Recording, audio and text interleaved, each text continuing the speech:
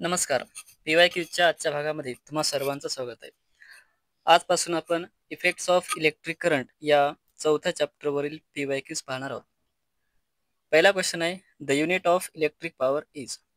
तर electric पॉवरचं unit यामधलं आहे watt. मग बाकीच्या युनिट्सबद्दल आपण थोडक्यात माहिती घेऊया. तर जूल हे युनिट आहे वर्क अँड एनर्जीचं. Volt is the unit of potential difference. Coulomb is the unit of electric charge. आता बघूयात पुढील question. Name two appliances which work on the principle of magnetic effect of electric current. तर दोन नाव सांगायचे, आपण इथे तीन घेतलेले आहेत. Electric bells, electric motors and induction motor. What is a solenoid? Draw a neat diagram and name its various components. तर डायग्राम दिलेले ज्यामध्ये मॅग्नेटिक लाईन्स ऑफ फोर्स आहेत. सोलेनॉइड म्हणजेच एक कुंतल आहे आणि याची डेफिनेशन आहे, a solenoid is a long straight insulated wire such as a copper coil often wrapped around a cylinder shaped body. मित्रांनो, एक क्विक रिव्हिजन म्हणून मी या ठिकाणी जास्त एक्सप्लेनेशन देण्याचं टाळत आहे. आपण सध्या फक्त क्वेश्चन आणि आन्सर एवढंच पाहणार आहोत. Identify the figure and explain it's use. तर ही जी डायग्राम आहे ती आहे DC जनरेटर. याचे युजेस काय आहेत? तर it converts mechanical energy into direct current. It is used for welding and electroplating operations. used in stable current generator and booster.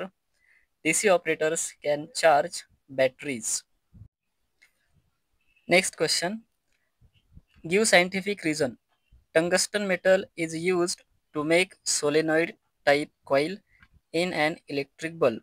तर answer is it has a high melting point. याचा द्रवणांक अतिउच्च असतो. Please नाही. This allows the filament to get very hot without melting point and electric current passes through it. When electric current passes through it, the solenoid type coil of the bulb has high resistivity. Next question. What is electrical power?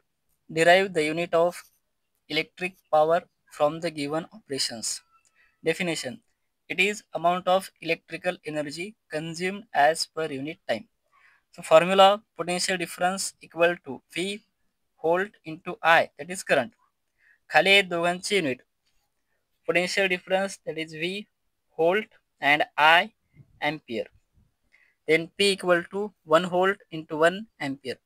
Volt means joule per coulomb and ampere means coulomb per second. Here C get cancel, remaining joule per second, that is watt. Next question.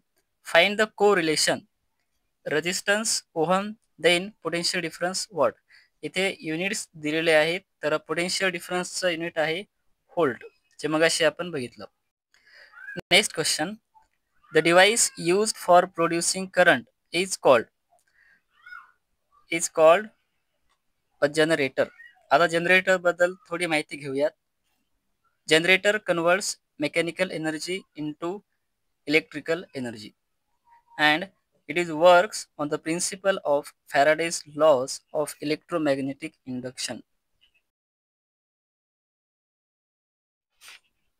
मित्रांनो, video आवडला असल्यास व्हिडिओला like करा आणि आपल्या मित्रांना share करून subscribe करा.